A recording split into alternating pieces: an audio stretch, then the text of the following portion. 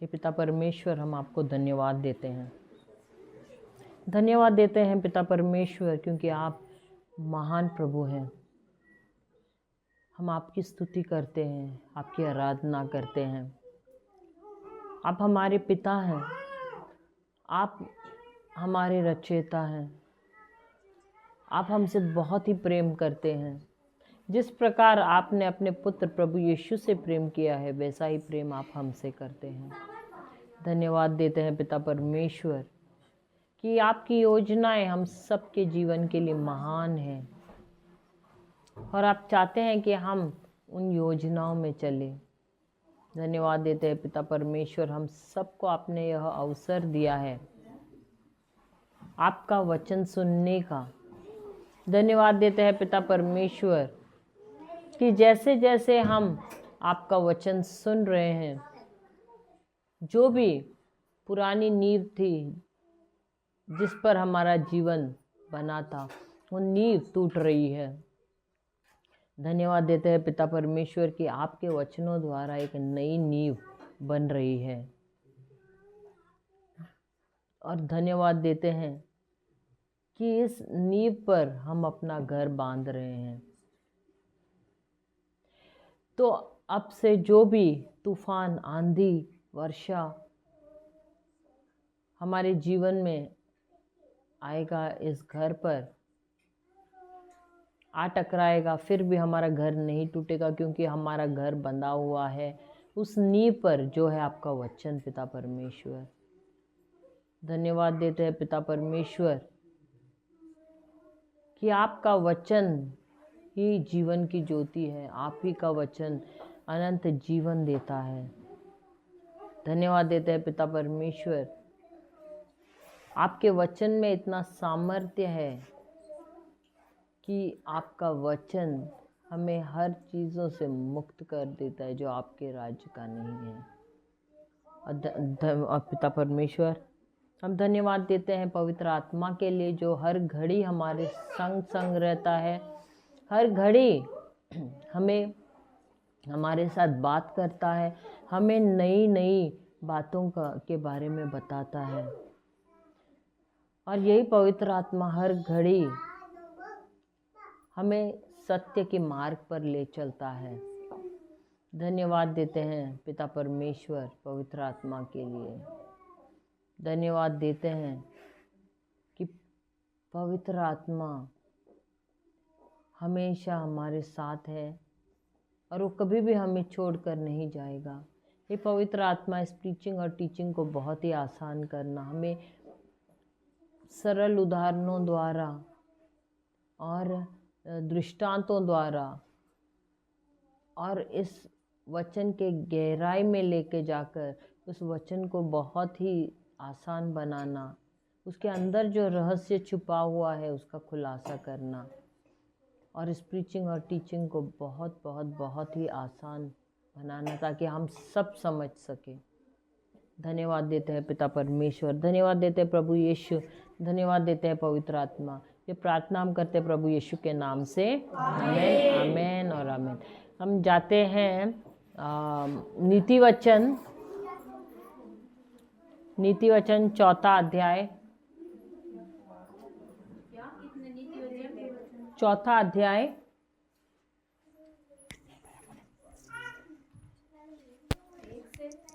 नहीं, 4 अध्याय 20 से लेना है। हे मेरे पुत्र, सब साथ में बोलो, हे मेरे पुत्र, मेरा वचन ध्यान धर के सुन और अपना कान मेरी बातों पर लगा। इनको अपनी आँखों की ओट न होने दे, वरन अपने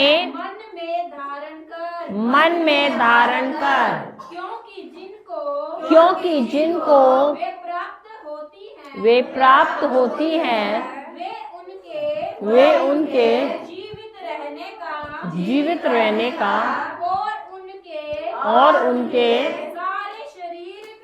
सारे शरीर के चंगे रहने का कारण होती है। सबसे अधिक अपने मन की रक्षा कर हृदय की, बस वही वहां तक ही था वो, बस। अभी दोबारा पहला वचन, पहला ये क्या बोल रहा है, 20वां वचन, हे मेरे पुत्र, हे मेरे पुत्र। तो ये पुत्रियों के लिए नहीं है। तो यहाँ जो भी पुत्री है अपने कान बंद करना। किसके लिए है ये? तो पुत्रियां कान बंद करना। आ? इधर तो सुनने वाले ही 2-3 हो गए, पुत्रों की संख्या तो बहुत ही कम है। हालेलुया। तो प्रभु ने क्यों पुत्र कहा है? क्या पुत्रियों के लिए नहीं है? बाइबल में पुत्री का जिक्र होता है। हाँ, बाइबल में पुत्री का जिक्र कहीं होता ही तो वही तो, इसका मतलब हमारे प्रभु बहुत ही क्या कहते हैं, भेदभाव करने वाले, पक्षपात करते हैं ना, सिर्फ पुत्रों से प्रेम करते हैं। सही बात है। इसीलिए तो हर बार खाली पुत्र। अभी ये बिटिया बोल रही है कि बाइबल में सिर्फ पुत्र का ही जिक्र किया है। प्रभु हमेशा पुत्र से ही बात करते हैं। हम परमेश्वर के पुत्र हैं। हाँ, आत्मा में हम सब पुत्र हैं। आत्मा में ना कोई पुत्र है, ना कोई पुत्री है, ना पुरुष है, ना स्त्री है, ना दास है, ना कोई आजाद है, ना कोई क्या बोलते हैं उसको, अविश्वासी है, क्या ना कोई ग्रीक को क्या बोलते हैं, यूनान, ना कोई यूनान है, ना कोई यहूदी है। Hallelujah, hallelujah. इसका मतलब है प्रभु के लिए सब आत्मा में एक समान है। लेकिन यहाँ पर उन्होंने जिक्र किया है, क्या कहा है, हे मेरे पुत्र। Hallelujah, hallelujah. तो इसका मतलब है कि क्या सब उनके पुत्र हैं? नहीं, सब उनके पुत्र नहीं हैं। यदि हम यूहन्ना की किताब 1 अध्याय 12वां वचन पढ़े तो उसमें क्या कहा है, जितनों ने उसे ग्रहण किया। किसे ग्रहण किया? प्रभु यीशु को ग्रहण किया। उसने उन्हें अपनी संतान होने का अधिकार दे दिया। तो क्या उन्होंने कहा सबने उनको, या जितनों ने? देखो, सबको सुसमाचार मिलता है, कैसा ना कैसा, लेकिन क्या सब विश्वास करते हैं उस सुसमाचार में? तो जितनों ने विश्वास किया उस सुसमाचार में, जितनों ने प्रभु यीशु में विश्वास किया, जितनों ने विश्वास किया कि वो हमारे लिए मनुष्य रूप में इस पृथ्वी पर आए, वो क्रूस पर चढ़े, हमारे पाप, श्राप, पीड़ाएं, सब कुछ उन्होंने हम अपने शरीर में ले लिए और हमें उन्होंने उद्धार दिया है। इसमें जब हम विश्वास करते हैं तब क्या मिलता है? हमें उद्धार मिलता है और हमको गोद लिया जाता है। कहाँ पर? प्रभु के राज्य में, और हम बन जाते हैं प्रभु की संतान। हालेलुया। और जब हम प्रभु की संतान बनते हैं, रोमियो की किताब 8वां अध्याय 14वां वचन क्या कहता है? रोमियो की किताब 8वां अध्याय, इसीलिए कि जितने लोग, क्या सब लोग कहा है? क्या कहा है? जितने लोग, यानी हर किसी को चुनाव करने का अधिकार है। प्रभु कभी भी अपने आप को किसी के ऊपर थोपेंगे नहीं कि मुझे अपनाओ, नहीं। सबको मौका दिया जाता है सुसमाचार सुनने का, सबको मौका दिया गया है चुनाव करने का, कि तुम प्रभु यीशु को चुनना है तो चुनो, नहीं चुनना है तो मत चुनो। क्योंकि प्रभु यीशु खुद भी जब पृथ्वी पर थे, इस धरती पर थे, तो उन्होंने भी कभी अपने आप को किसी के ऊपर थोपा नहीं। ऐसे नहीं कहा कि मुझ में विश्वास करो, नहीं, उन्होंने सबसे कहा यदि तुम मुझ में विश्वास करना चाहते हो तो विश्वास करो, नहीं करना चाहते हो तो वो तुम्हारी इच्छा है। हालेलुया। तो यहाँ पर भी यही कहा गया है, जितनों ने, पढ़ना दोबारा, इसीलिए कि जितने लोग परमेश्वर के आत्मा के चलाए चलते हैं। अब आत्मा, पवित्र आत्मा किसके अंदर है? जितनों ने प्रभु यीशु को अपनाया है, उनको अधिकार दिया है क्या? ईश्वरीय आत्मा ग्रहण करने का। तो प्रभु की आत्मा सिर्फ उनमें है, उनको ही पवित्र आत्मा का बपतिस्मा मिलता है, जिन्होंने प्रभु यीशु को अपना मसीह ग्रहण किया है।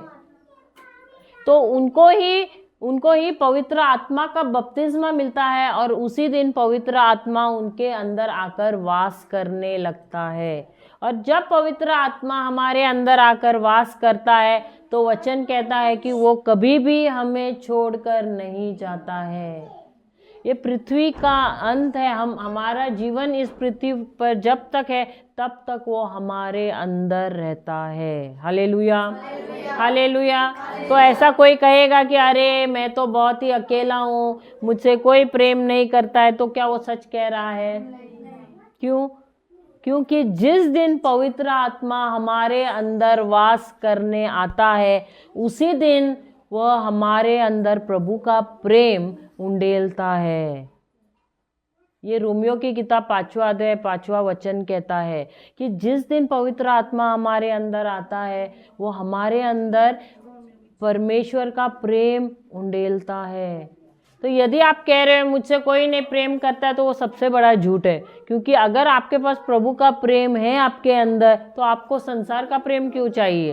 कौन सा प्रेम बड़ा है? प्रभु का प्रेम बड़ा है या परमेश्वर का, ये दुनिया का प्रेम बड़ा है? प्रभु का प्रेम। तो जब हमको बपतिस्मा मिलता है पवित्र आत्मा का, हमारे अंदर किसका प्रेम आ जाता है? उंडेला जाता है। और ये प्रेम कहाँ पर है?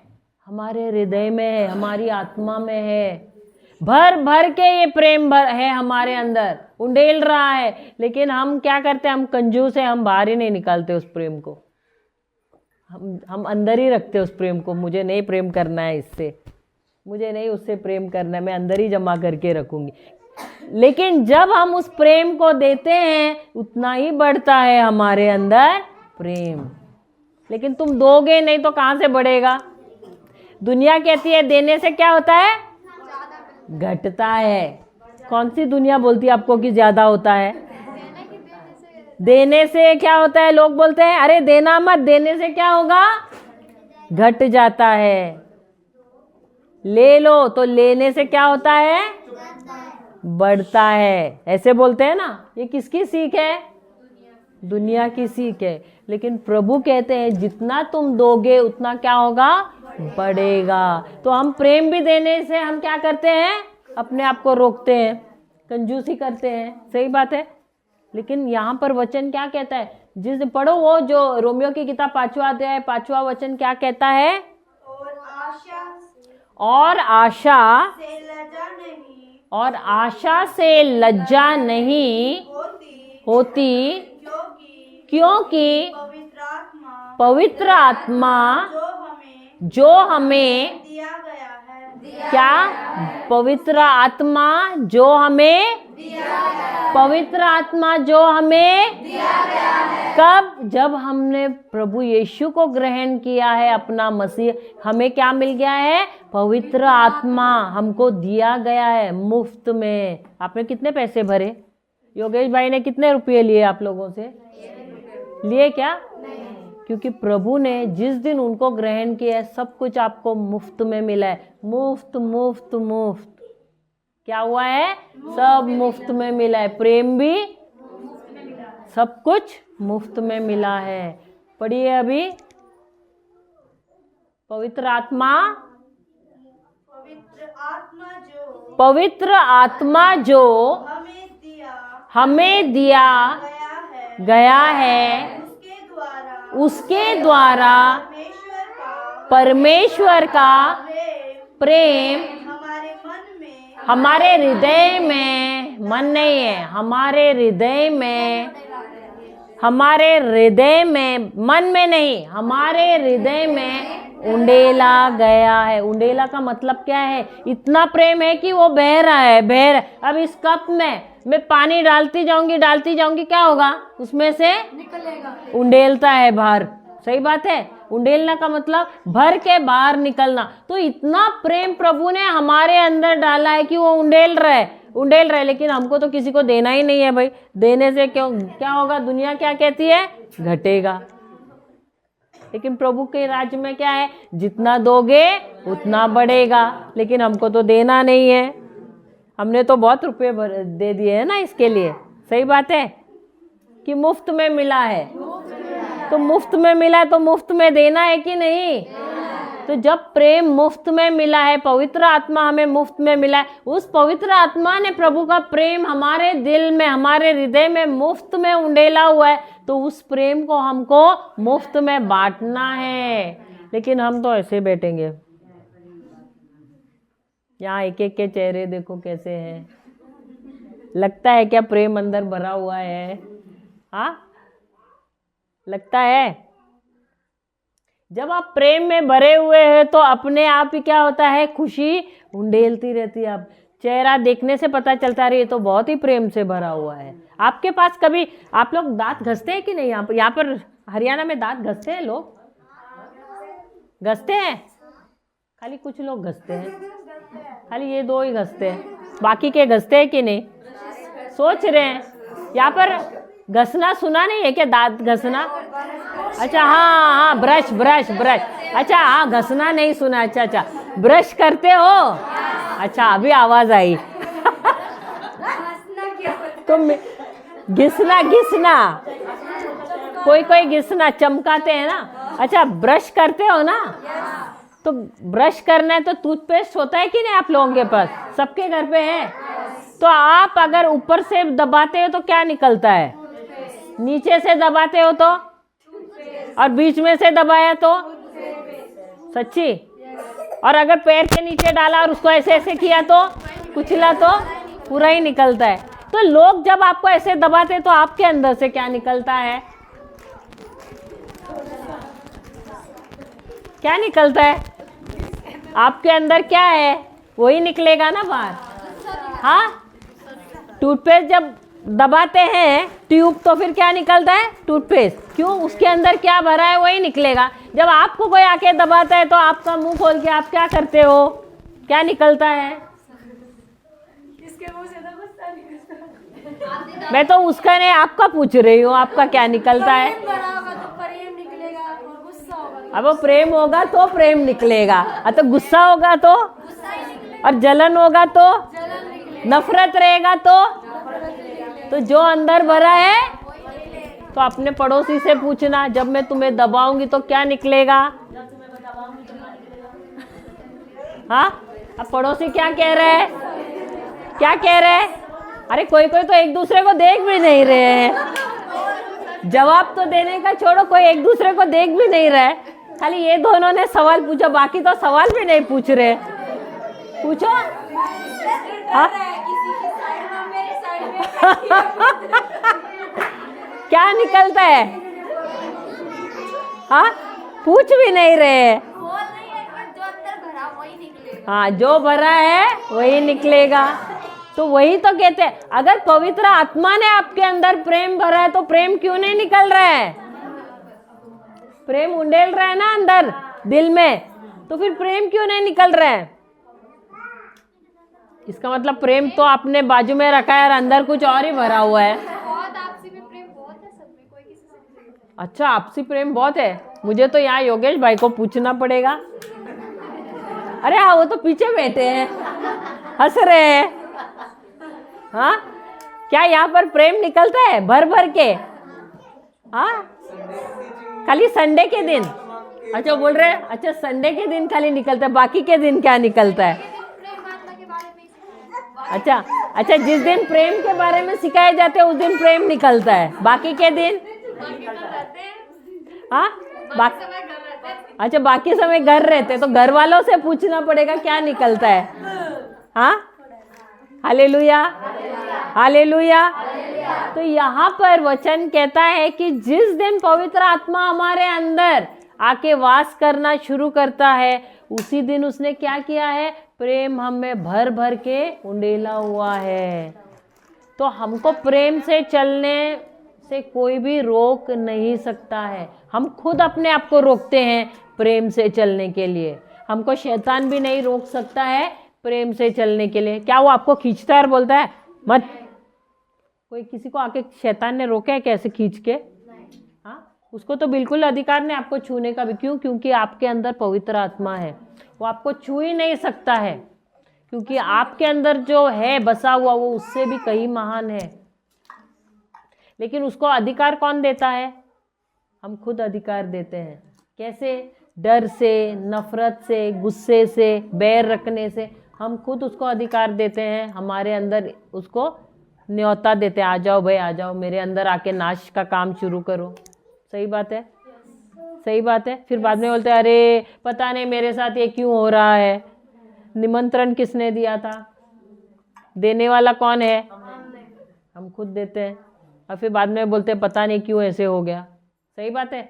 अगर आपके अंदर जलन है, नफरत है, गुस्सा है, ये सारी चीजें हैं, तो फिर किसने किसको बुलाया? सही बात है। लेकिन आपके अंदर है कौन? पवित्र प्रेत आत्मा है क्या? पवित्र आत्मा है? ये बाप रे, प्रेत आत्मा? कौन सा प्रेत आत्मा है? ये तो नया सुना मैंने, प्रेत आत्मा। पवित्र आत्मा। अच्छा अच्छा, ध्यान भटक गया। पवित्र आत्मा है। अच्छा, रिकॉर्ड नहीं हुआ तो अच्छा है ये बात। हालेलुया। कौन सी आत्मा है? कौन सी आत्मा है? पवित्र आत्मा है। हालेलुया। अभी डरना मत कि बोला करके, ऐसा कुछ नहीं है। हम सब के अंदर जिन्होंने भी वचन कहता है, वचन कहता है कि वचन कहता है, वचन कहता है कि जो कोई भी, जिसने भी, अच्छा जिसने भी प्रभु यीशु को ग्रहण किया है, अपना मसीहा माना है, वो कौन है? उसने क्या किया है? पवित्र, उसने, उसको उद्धार हुआ है और पवित्र आत्मा उसके अंदर आकर वास करता है। हालेलुया। और उसी दिन उसके अंदर प्रेम उंडेल उंडेल कर भरा गया है और उसको गोद लिया जाता है प्रभु के राज्य में। और वो होता है कौन? वारिसदार। वारिसदार कहाँ का? प्रभु के राज्य का वारिसदार बन जाता है। क्या आप लोग सब वारिसदार हैं? कहाँ के? हरियाणा के, हरियाणा के, बिहार के, प्रभु के राज्य के। और हमको कहाँ का वारिसदार बनना है? अरे इधर के, इधर मेरा धन दौलत है। सही बात है। तो ध्यान हमारा कहाँ पर है? प्रभु के राज्य पे या धरती पर? हाँ, तो हम प्रभु यीशु के साथ हम कौन है? वारिसदार हैं। हम हकदार हैं किसके? परमेश्वर के राज्य के। जिस प्रकार प्रभु यीशु स्वर्गीय राज्य में वो है, उसी प्रकार एफिसियों की किताब कहती है हम भी उनके साथ। अगर आप पढ़ो तो एफिसियों की किताब 2 अध्याय, एफिसियों की किताब 2 अध्याय लीजिए, 4 वचन से शुरू करना। 2 अध्याय। हाँ, परंतु अरे क्या हुआ? सब सो रहे हैं क्या? परंतु परमेश्वर ने जो दया का धनी है अपने उस बड़े प्रेम के कारण जिससे उसने हमसे प्रेम किया। बाद में, उसके बाद जब हम अपराधों के कारण मरे हुए थे तो हमें मसीह के साथ मसीह के साथ जिलाया। जिलाया। अनुग्रह से तुम्हारा तुम्हारा उद्धार हुआ है। और मसीह यीशु में उसके साथ उठाया और स्वर्गीय स्थानों में उसके साथ बैठाया। क्या किया है प्रभु ने? जो आपने पढ़ा उसका मतलब समझा आपको? हम वचन कहता है कि प्रभु में आने से पहले हमारा जीवन कैसे था? पापमय था। हमारा जीवन पाप का जीवन था। हम अपराधों में इतने पूरी तरह से धसे हुए थे कि हमारे लिए कोई भी आशा नहीं थी। लेकिन जिस दिन हमको प्रभु यीशु का सुसमाचार मिला, क्या हुआ? क्या हुआ? प्रभु जो प्रेमल और दयालु है, उन्होंने क्या किया? हमें अपनी दया से उन्होंने हमें पूरे पापों से हमें छुड़ाया, हमारे पापों को क्षमा किया और हमें प्रभु यीशु के साथ क्या किया? उन्होंने जिलाया। क्योंकि हम पापों में मर चुके थे। जो व्यक्ति पाप में है वो कैसा है? वो मरा हुआ है। आदम जिस समय उसने पाप किया, क्या हुआ? मृत्यु उसके जीवन में आई। और वही पाप वहां से लेकर उसके बाद जो भी संतान हुई उसके अंदर वो पाप आया। उसने पाप नहीं किया पापी बनने के लिए, लेकिन वो पापी बन गया, उसे बनाया गया पापी। और वैसे ही जो भी संतान आई सब मृत्यु में चल रहे थे, पाप में चल रहे थे। हम भी वैसे ही थे, मृत्यु में। लेकिन जब प्रभु यीशु मर गए, उन्होंने हमारे सारे पाप श्राप अपने शरीर में ले लिए और हमको उन्होंने क्या किया? पापों से क्षमा दी, श्रापों से मुक्ति दे दी, बीमारियों से हमको चंगाई दे दी। जब हमको ये सुसमाचार मिला, हम जो पाप में मरे हुए थे, क्या हुआ? उसके साथ हम मर गए और हमको पुनर्जीवित किया गया।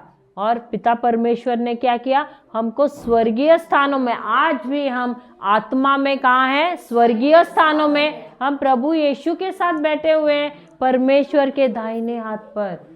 और शैतान का राज्य, शैतानी शक्ति कहाँ है? हमारे कदमों के नीचे है।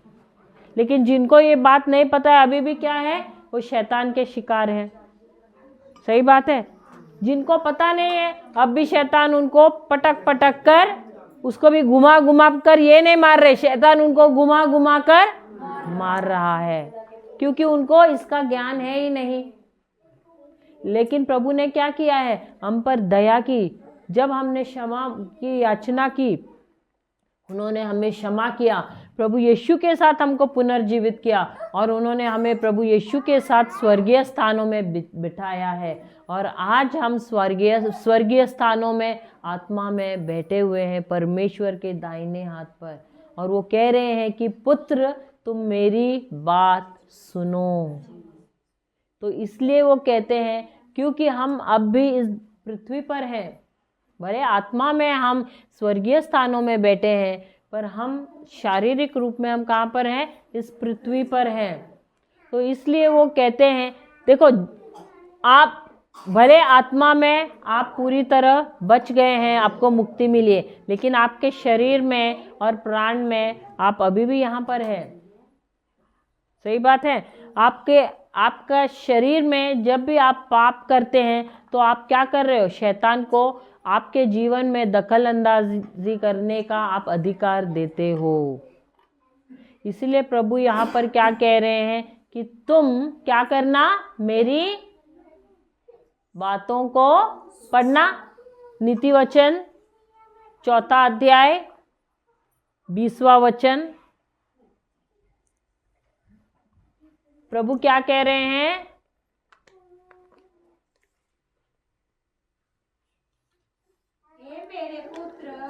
हे मेरे पुत्र, मेरे वचन ध्यान धर के सुन। तो प्रभु क्या कह रहे हैं? नहीं रुक, प्रभु क्या कह रहे हैं? मेरे वचन ध्यान धर के सुन। मेरे वचन तो दिन में हम कितने लोगों के वचन सुनते हैं? अब जो जो मिलता है सबके शब्द सुनते हैं। तो जो सुबह से लेकर रात तक हम कितने शब्द सुनते हैं? अनेकों शब्द सुनते हैं, सही बात है।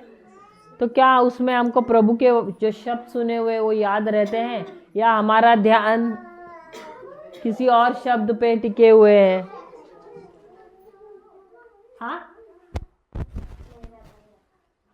क्या हमको प्रभु के वचनों का याद रहता है, या जो इसने कहा, उसने मुझसे क्यों कहा, ऐसे क्यों किया, वैसे क्यों कहा? अकॉर्डिंग टू सिचुएशन वचन याद आ जाता है। अच्छा, तो ये बिटिया कह रही कि जैसा जैसा सिचुएशन है वैसे वैसे वचन याद आ जाते। कौन से वचन? दुनिया के या प्रभु के? हाँ, प्रभु के। तो ध्यान धरकर सुनना का मतलब क्या है? ध्यान धरना, ध्यान देना, उसका मतलब क्या है? ध्यान देना का मतलब क्या है? आपने कभी सुना है ध्यान देना? अच्छा, मैं आपको एक उदाहरण देती हूँ। एक व्यक्ति है, बीमार पड़ जाता है और उसको अस्पताल में एडमिट किया जाता है। अब वहाँ पर उसकी कुछ समय माँ बैठती है। माँ थक जाती है तो उसकी बीवी आकर बैठ जाती है। बीवी थक जाती तो और कोई आकर बैठ जाता है, बिटिया आकर बैठ जाती है, सही बात है। अब डॉक्टर आता है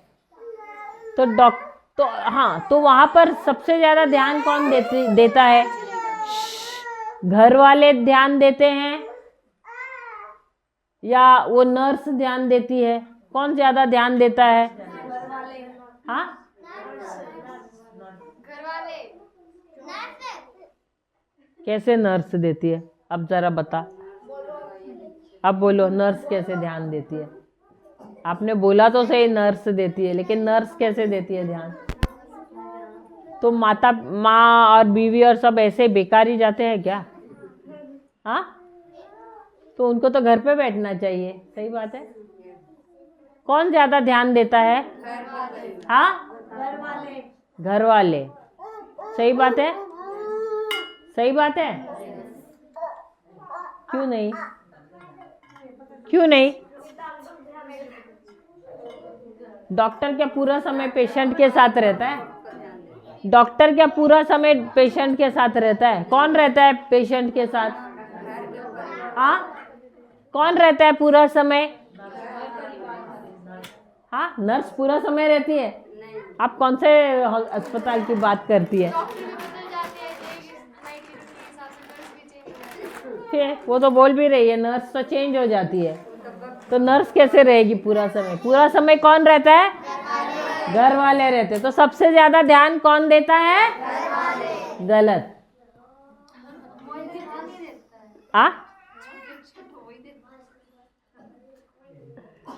तो ध्यान कौन देता है? नहीं। अब जब वो डॉक्टर बीच बीच में आता है, अब वो बीवी को पूछता है आपके पति को क्या हुआ था, उसका टेम्परेचर कितना था, उसका ब्लड प्रेशर कितना था, बीवी बता सकती है? क्यों नहीं? वो तो ध्यान दे रही थी ना। कौन ध्यान ज्यादा देता है, नर्स क्या बीवी? नर्स। अब क्यों? क्योंकि नर्स आती है, पहले आके टेम्परेचर देखती है, फिर वो क्या करती है, वो चार्ट रहता है खटिया पे लगा हुआ, उस पर लिख देती है, फिर उसको दवाई देती है, वो भी लिख देती है, फिर जाती है, फिर थोड़ी देर में आती है, फिर देखती है उसका प्रेशर जो है, ब्लड प्रेशर है, वो चेक करती है, वो चार्ट पे लिखती है, फिर वापस जाती है, फिर उसका दोपहर के समय खाना होने के बाद उसको दवाई देती है, फिर आके और कुछ चेक करती है, ग्लूकोज चढ़ाती है, सब कुछ वो उस चार्ट पे लिखती है। तो ध्यान कौन दे रहा है? भले वो पूरे समय उस पेशेंट के पास नहीं है, लेकिन टाइम टू टाइम कौन आता है? नर्स आता है। अगर माँ को पूछा, बीवी को पूछा, तो वो क्या बता सकते हैं प्रेशर कितना था, टेम्परेचर कितना था, बता सकते हैं क्या? नहीं बता सकते। अब ये नर्स, उसका ड्यूटी हो जाता है खत्म, घर पे चली जाती है। नई नर्स को पता है क्या क्या हुआ था? नहीं मालूम है। तो नहीं मालूम है तो क्या करती है, वो चार्ट लेती है और वो भी देखती है और जो कुछ है वो भी लिखना शुरू करती है। अब डॉक्टर आता है तो डॉक्टर क्या करते हैं, पहले वाले नर्स को फोन करता है क्या? नहीं। क्यों? क्योंकि वहाँ चार्ट में सब कुछ लिखा हुआ है उस पेशेंट के बारे में। अरे दिन में इसका ऐसा प्रॉब्लम हो गया था, अच्छा उसको ये इंजेक्शन दिया था, उसको ये इतने ग्लूकोज चढ़ाए थे, ये सारा चीज़ कहाँ लिखा हुआ है? उस चार्ट पर लिखा हुआ है। तो डॉक्टर को या जो बदल गई है नर्स, उसको पहली वाली नर्स को फ़ोन करने की ज़रूरत नहीं है क्योंकि उस चार्ट पर सब कुछ लिखा हुआ है। तो ध्यान किसने दिया था? उस नर्स ने दिया था। हालेलुया। उसी प्रकार जब हम बाइबल पढ़ते हैं हम कितना ध्यान देते हैं? जब हम कुछ बाइबल का वचन पढ़ना शुरू करते हैं, अगर हमको कुछ उसमें से अच्छा लगा, क्या हम किताब में लिखते हैं? नोट डाउन करते हैं। तुम्हारा किताब किधर है, दिखाओ जरा। यस बोल रहा है, दिखाओ तो सही किताब। हॉलीडे होमवर्क कंप्लीट किया नहीं। हाँ अच्छा, हॉलीडे अभी तक होमवर्क कंप्लीट नहीं किया और बोल रहा है बाइबल का वचन लिख रहा है। हाँ, तो हम कितना बाइबल का वचन जो हमको अच्छा लगता है, जो हमको पवित्र आत्मा कुछ सिखा रहा है, तो हम कितना नोट डाउन करते हैं। अब यहाँ पे प्रीचिंग भी सुनने को आप लोग आए, कितने लोग लिख रहे हैं? जो समझ में आ रहा है उदाहरण लिख रहे हैं क्या? क्या आपका माइंड इतना कंप्यूटर है? कंप्यूटर है क्या आपका ब्रेन? दिमाग कंप्यूटर है? बटन दबाया जो भी हमने प्रचार किया सब याद आ जाता है आपको? तो अगर याद नहीं आता तो आपको क्या करना है? आपको लिखना है। तो उसको कहते हैं ध्यान देना। जो आपको पसंद आया क्या करना है? आपको लिखना है। तो जब आप घर पर जाते हो उसके बाद आप दोबारा पढ़ते हो तो आपको क्या होता है? याद आता है, अरे हाँ ये ब्रदर ने सिखाया था, ये सिस्टर ने सिखाया था, तब आपको याद आता है। तो आपका ध्यान कहाँ लगा रहता है? उस वचन पर लगा रहता है। Hallelujah, hallelujah. अगर अभी उदाहरण देती हूँ, किसी को पैर में चोट लगी है, लगती है कभी कभार, सही बात है, आप और उसमें पस भर गया है, तुम डॉक्टर के पास जाते हो, डॉक्टर क्या करता है? बैंडेज लेता, दवाई डालता है, बैंडेज बांध देता है, उसके बाद वो दवाई, वो जो जख्म है ठीक हो जाता है। सही बात है ना? क्या ऐसे सब देख रहे, यहाँ पर किसी को चोट नहीं लगती है क्या? डॉक्टर के पास जाते नहीं है क्या? तो सब ऐसे ऐसे ऐसे चौंकने का मुझे ऐसे देख रहे, क्या हुआ? नहीं, वो पहले पस निकालेगा। हाँ, क्या करता है वो? पहले पस निकालेगा। हाँ, अगर ऐसे बैंडेज बांधेगा, दवाई लगा के ठीक होगा क्या? फैल जाएगा, क्या होगा? और ज्यादा फैल। हाँ, उसी प्रकार जब हम, मुझे भी बचपन में मुझे याद है जब मैं खेल रही थी स्कूल में तो जाके ऐसे गिर गई, और गिरी तो अभी तक यहाँ पर निशान है, कांच अंदर घुस गया था। और शाम को घर, सुबह का हमारा तो पूरा दिन का स्कूल रहता, तो पूरा दिन ऐसे बैठी रही, पूरा काला हो गया था हाथ मेरा, इतना बड़ा ऐसे सूज गया था। और घर पर गई तो मेरे पिताजी डॉक्टर रहते थे उस समय, तो हमको डॉक्टर के पास लेकर नहीं जाते थे, लेकिन वो खुद ही डॉक्टर बन जाते थे और ले पकड़ के दबा दबा के हम ऐसा चिल्ला रहे, लेकिन वो हमको ऐसा नीचे करके पूरा हाथ दबा दबा के पूरा निकाल दिया पस। हमारी जान तो ऊपर नीचे हो गई थी, पूरा काला काला खून और जो पस था पूरा निकाल दिया पूरा दिन का। और उसके ऊपर फिर वो एक लाल दवाई, वो तो और जलने वाली दवाई, वो भी डाल दिया। हम चिल्ला भी नहीं सकते थे, इतना डाला। फिर बाद में बैंडेज, रोज का बैंडेज चालू हो जाता था, उसके बाद वो ठीक हो गया। आज भी वो जब निशान देखते तो वो दिन अभी भी याद है। शायद मैं चौथी में 5वीं में थी, लेकिन अभी भी याद है। तो ऐसा जब हम बाइबल पढ़ते हैं तो कुछ ऐसे वचन मिलते हैं हमको, चोट पहुंचाते हैं कि नहीं? कुछ ऐसे वचन, जैसे कि वचन कहता है अपने शत्रुओं से प्रेम करो, और शत्रु सामने से आ जाता है तो हमको तो प्रेम उमड़ उमड़ कर आ जाता है ना, होता है ना ऐसे, बहुत ही प्रेम उमड़ उमड़ के आ जाता है। वचन कह रहा है ये शत्रु है, उससे प्रेम करो, और जब वही शत्रु सामने आता है तो आपको इतना मुस्कुरा के उसको गले लगा देते हो ना। क्या होता है? आता है ना। अब वो अंदर तो वो चोट लग रहा है, प्रभु आप क्यों कह रहे हो? हाँ, अंदर पस तो भरा हुआ है, अब वो पस को बाहर निकलना भी है। अब ये वचन क्या कार्य कर रहा है? उस दवाई का काम कर रहा है जो हमको साफ कर रहा है। अंदर जो नफरत भरा है, गुस्सा भरा है, जलन भरा है, अक्षमा भरा है, उसको क्या कर रहा है ये वचन? तो जब तक वो पस दबा दबा कर सब ध्यान इधर दो उधर मत दो, जब तक उस पस को दबा दबा कर बाहर नहीं निकालेंगे तो क्या वो चोट ठीक हो जाती है? उसी प्रकार हमारे अंदर नफरत है, हमारे अंदर अक्षमा है, हमारे अंदर जलन है, गुस्सा है, तो उसको अगर निकालना है तो जो प्रभु हमसे कह रहा है वचन के द्वारा, क्या हमको उसके आज्ञा का पालन करना है कि नहीं? तो ये करना है तो हमको क्या करना है? जैसे वो नर्स नोट डाउन कर रही है, उसको हमको भी वैसे ही करना है। अरे प्रभु आपने ये मुझसे कहा है करने के लिए, तो ये 15 दिन अब मैं यही वचन पे ध्यान दूंगी और यही मैं पालूंगी। आपने कहा है ध्यान देना, तो मैं इसी वचन पर ध्यान दूंगी। ये मेरी कमजोरी है, मैं इस इंसान को क्षमा नहीं कर सकती हूँ, तो मैं अभी से यही वचन बार बार अपने आप से बोलूंगी कि मुझे अपने शत्रुओं से प्रेम करना है, मुझे अपने शत्रुओं को क्षमा करना है, मुझे प्रेम से चलना है। तो ये बार बार मैं अपने आप को याद दिलाती रहूंगी, अपने आप से बोलते रहूंगी, उसी पर मनन चिंतन करूंगी, तो अंदर जो पस भरा है वो क्या हो रहा है? धीरे धीरे धीरे धीरे निकल रहा है। अंदर क्या भर रहा है? वचन भर रहा है। तो ये जो पस भरा हुआ है क्या हो रहा है? निकल रहा है बाहर। तो यदि आपको अंदर का भरा हुआ पस और गंदगी, गंदा खून निकालना है, पस को, ये जख्म को साफ करना है, उसको सुखाना है, तो क्या करना है?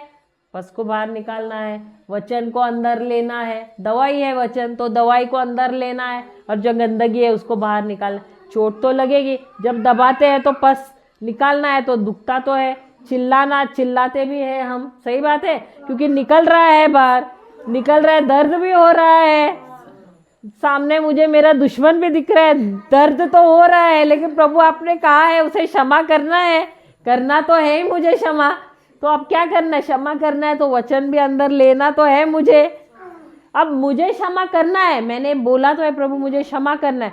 अब ये कार्य कौन कर रहा है? ये वचन जो मेरे अंदर जा रहा है। अब ये दवाई चंगाई करने का काम किसका है? उस दवाई का है। जैसे जैसे मैं दवाई लगाती जा रही हूँ, बैंडेज बांध रही हूँ, क्या हो रहा है? वो जो जख्म है वो क्या हो रहा है? ठीक हो रहा है, सूख रहा है। उसी प्रकार जैसे जैसे वचन में अंदर ले रही हूँ, क्या हो रहा है? मेरे अंदर से पस क्या है? निकल रहा है। वचन अंदर जा रहा है, मैं वचन को अंदर ले रही हूँ और क्या हो रहा है अंदर? अब प्रेम से भर रही हूँ, क्षमा से भर रही हूँ। तो अब मैं मेरे जो दुश्मन मेरे सामने आ रहा है, 15 दिन के बाद देखती हूँ तो मुझे उस पर दया आ रही है। अरे प्रभु मुझे तो आप मिले हो, मुझे तो उद्धार मिला है, ये बेचारे को तो प्रभु भी नहीं मिला, ये तो बेचारा नरक में जाएगा। अरे प्रभु मैं तो इसे क्षमा करती हूँ, कोई मजदूर, अच्छा मजदूर आप भेजो ताकि इसको भी वचन मिले, इसका भी उद्धार हो जाए। सही बात है। अगर आप मरेंगे आज, आप तो स्वर्ग में जाओगे, वो तो बेचारा नरक में गया, आपको आनंद होगा? अगर आपको आनंद भी हुआ तो प्रभु बोलेंगे क्या वो भी तो मेरा बच्चा था, वो भी तो मेरा बच्चा है, अगर तुम उसके लिए प्रार्थना करते तो वो भी बच जाता था। सही बात है। तो क्या हमको स्वार्थी होना है? नहीं। अब सबसे ज्यादा अधिक खतरा कहाँ पर है हमको? हम बहुत ही स्वार्थी लोग हैं, क्योंकि हम सिर्फ अपना ही सोचते हैं, मैं, मेरा परिवार, मैं, मेरा पति और मेरे बच्चे, बस इतना ही। लेकिन प्रभु कहते हैं हमको स्वार्थी नहीं बनना है, हमको दूसरों के बारे में भी सुनना है, ये सोचना है। सही बात है। तो यदि हमको स्वार्थ से निकलना है तो सबसे पहले कहाँ से निकलना है? अपने आराम कक्ष से बाहर निकलना है। अब हम लोग बाहर निकले कि नहीं? हम मुंबई से होके यहाँ पर आए, मुंबई में तो अच्छा मौसम था, यहाँ पर तो हम कड़ाके की ठंडी सहन कर रहे हैं, हाँ, स्वेटर पहन के बैठे हैं। हालेलुया। अभी हमको जरूरत है क्या यहाँ आने की? हम क्यों आ रहे हैं? क्योंकि प्रभु से हम प्रेम करते हैं और हम चाहते हैं कि आप लोग भी और सीखे, आप लोग भी और बढ़े आगे। हालेलुया। तो यदि आप विश्वासी जीवन में बढ़ना चाहते हैं तो सबसे पहले अपने आप को नम्र बनाओ। सबसे पहले अपने आप को नम्र बनाना है, सेवक बनने को सीखना है। जब हम सेवक बनेंगे तभी हम ऊपर उठेंगे। अब लोग क्या कहते हैं? अगर ऊपर उठना है तो क्या करना है? सबको नीचे गिराओ, खुद ऊपर उठ जाओ। सही बात है।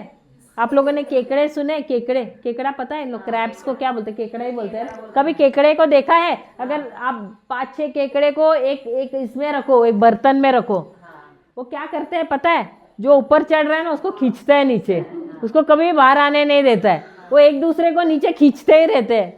देखा है कभी आपने? देखो कभी भी, वो कभी भी एक दूसरे को खींचते रहेंगे। हम इंसान भी वैसे ही करते हैं, क्योंकि मुझे ऊपर आना है ना, मैं दूसरों को नीचे खींचूंगा। इसको खुद बढ़ पाते ना दूसरा। हाँ, इसको क्या कहते हैं पता है? स्वार्थी स्वभाव। लेकिन ये दुनिया क्या कहती है? अगर ऊपर उठना है तो दूसरों को नीचे गिराओ। लेकिन प्रभु क्या कहते हैं? अगर तुमको ऊपर उठना है तो पहले तुम दूसरों को ऊपर उठाओ और खुद नीचे रहो। जो जितना छोटा रहता है उतना ही प्रभु देखता है उसका हृदय और उसको उठाता है। उठाने का काम किसका है? प्रभु का है। अब जैसे यूसुफ को अगर हम देखें, क्या यूसुफ खुद कभी अपने आप को उठाया ऊंचा? उसको गुलामी में बेचा गया। कभी उस जमाने में गुलाम को कोई भी एक बार गुलाम हुआ, कभी भी आजाद हुआ है क्या? नहीं हुआ है। जो इंसान गुलाम बना है मरे दम तक गुलामी रहता था। लेकिन वचन कहता है कि प्रभु यूसुफ के साथ था और इसलिए वह सफल बना, वो समृद्ध बना। क्यों? क्योंकि प्रभु उसके साथ था। और प्रभु क्यों उसके साथ था? क्योंकि वो हमेशा प्रेम में चलता था। प्रभु तब हमारे साथ रहता है जब हम प्रेम में चलते हैं। हर घड़ी वो, भले वो गुलाम था, वो मौका देखता था कहाँ मैं काम करूं, कब, और हर घड़ी मैं काम करूं, मेरे जो स्वामी है उसको, उसके लिए, उसके जीवन में मैं समृद्धि लाऊं, उसके लिए मैं सफलता लाऊं। अब कुछ लोग कैसे रहते हैं पता है? जब तक मेरा स्वामी देखता है तब तक मैं उसके सामने खुश करने के लिए काम करूं, जब नहीं देखता है तभी आराम करूं। होता है कि नहीं? ऐसे बहुत लोगों का ऐसा रवैया रहता है। लेकिन यूसुफ का रवैया वैसा नहीं था। अगर उसका स्वामी का ध्यान उस पर था, इसका मतलब है कि स्वामी ने उसको देखा है कि हर घड़ी ये काम कर रहा है, भले मेरी नजर उस पर है या नहीं है, और जो भी कार्य कर रहा है ये, अरे मुझे तो उसमें सफलता मिल रही, मुझे मुनाफा मिल रहा है। इसलिए उसके स्वामी ने उसको देखा और उसको क्या किया? उसने उसको उसके घर पे मैनेजर जैसा बनाया। हालेलुया। तो जब हम अपने आप को नम्र बनाते हैं, सेवक बनाते हैं, तब प्रभु हमको ऊंचा उठाते हैं। Hallelujah, hallelujah. उसको तो जेल में भी डाला गया, लेकिन वहां पर अभी कोई भी किसी को जेल में डालते हैं, वो तो बंधक ही हुआ ना वहां पर। तो क्या बंद गृह में है तो क्या वो कोई किसी का सेवा करने को जाएगा? वो बोलेगा अरे पता है मेरे साथ क्या हुआ, अपनी दुखड़ी सुनाता रहता है कि नहीं दूसरों को? हाँ या नहीं? या वो सेवा करेगा उधर जाके? वो तो जाके गिड़ गिड़ा के हर किसी को अपनी कहानी बोलेगा, अरे मैंने तो कुछ किया नहीं लेकिन मुझे तो तहखाने में डाला। सही बात है। लेकिन यहाँ पर भी हम देखते हैं यूसुफ क्या कर रहा है? सेवा भाव है वहां पर भी। यहाँ तक कि जो जेलर है वहां पर, वो तक उसे प्रेम करने लगता है।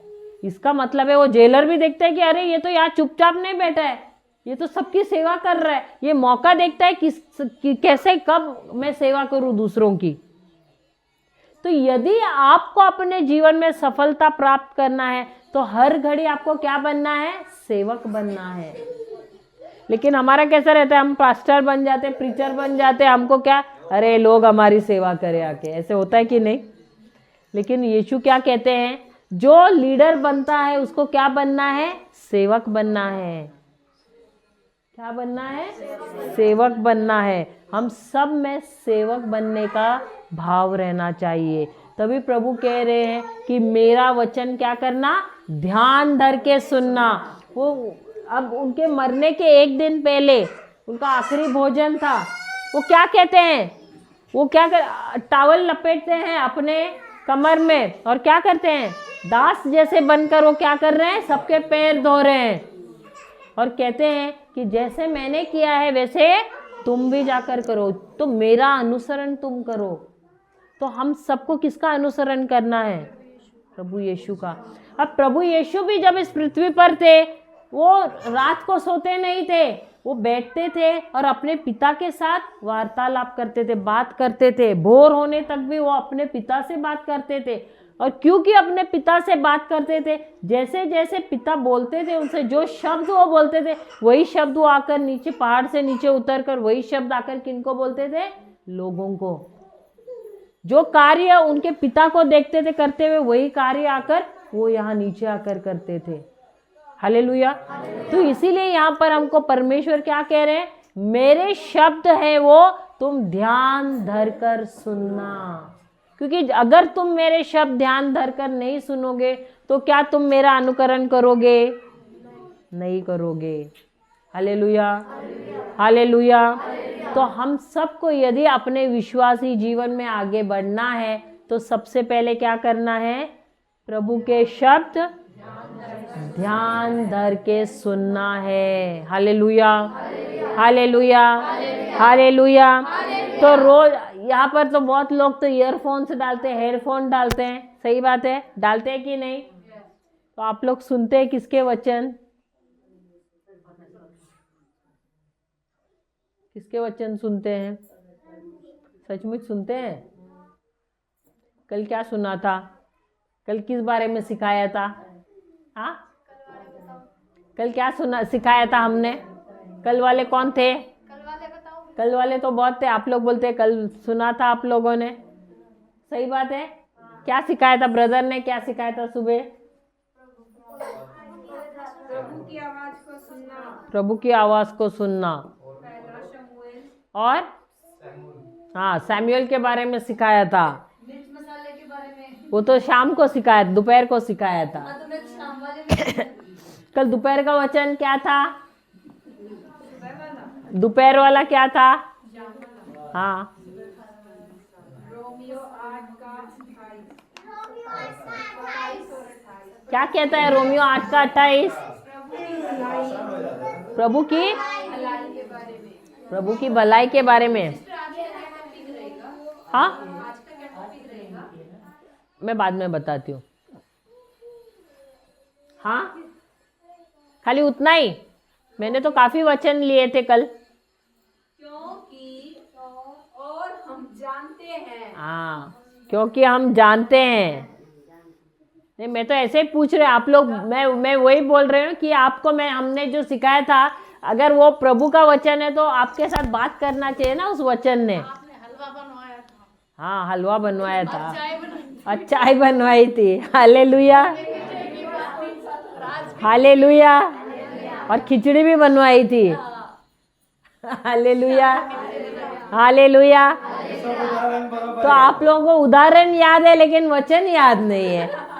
खिचड़ी तो लगता है खिचड़ी पकाते समय लोगों के मुंह में भी पानी है, इसलिए खिचड़ी भी याद रही। हालेलुया। जो सुनने वाले सोचेंगे सचमुच की खिचड़ी हमने पकाई। हाँ, हालेलुया, हालेलुया। तो हम ये उदाहरण क्यों देते हैं? ताकि आपको वचन सरल से याद रहे और सरल से आपको आप समझ सके। तो यहाँ पर ये वचन क्या कह रहे हैं? प्रभु कह रहे हैं मेरे पुत्र मेरे शब्द ध्यान से सुन। तो हमको ध्यान देना है किस पर? प्रभु के वचन पर। तो जब तक हम ध्यान नहीं देंगे तो हमारा ध्यान कहाँ रहेगा? अगर हम प्रभु के वचन पर ध्यान नहीं देंगे तो हमारा ध्यान कहाँ रहेगा? सांसारिक चीजों पर। सही बात है। तो हमको सांसारिक चीजें सुनने से लाभ होने वाला है या प्रभु का वचन सुनने से? प्रभु का वचन सुनने से। Hallelujah, hallelujah. अब ये जो है यूहन्ना की किताब 4 अध्याय, यूहन्ना की किताब 4 अध्याय 46 वचन है।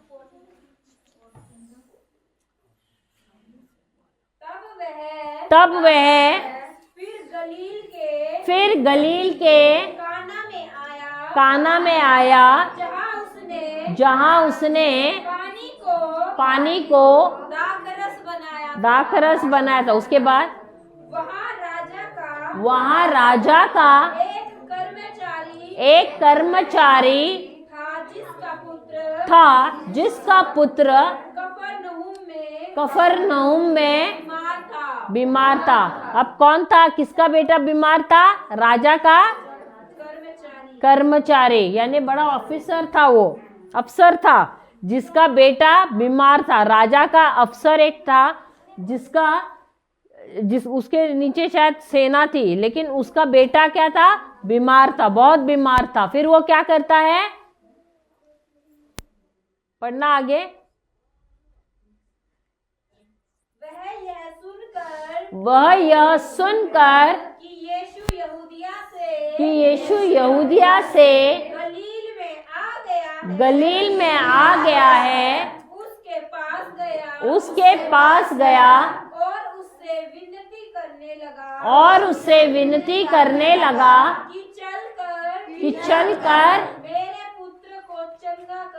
मेरे पुत्र को चंगा कर दे, क्योंकि वह मरने पर था।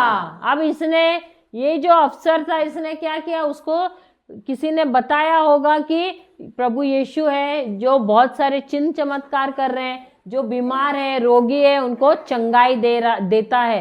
तो उसने यह सुसमाचार सुना और जैसे ही सुना उसने क्या किया? दौड़ पड़ा और प्रभु यीशु से कहने लगा कि मेरा बेटा बीमार है, तो तुम आ जाओ और उसे चंगा करो। अब यीशु क्या कहते हैं?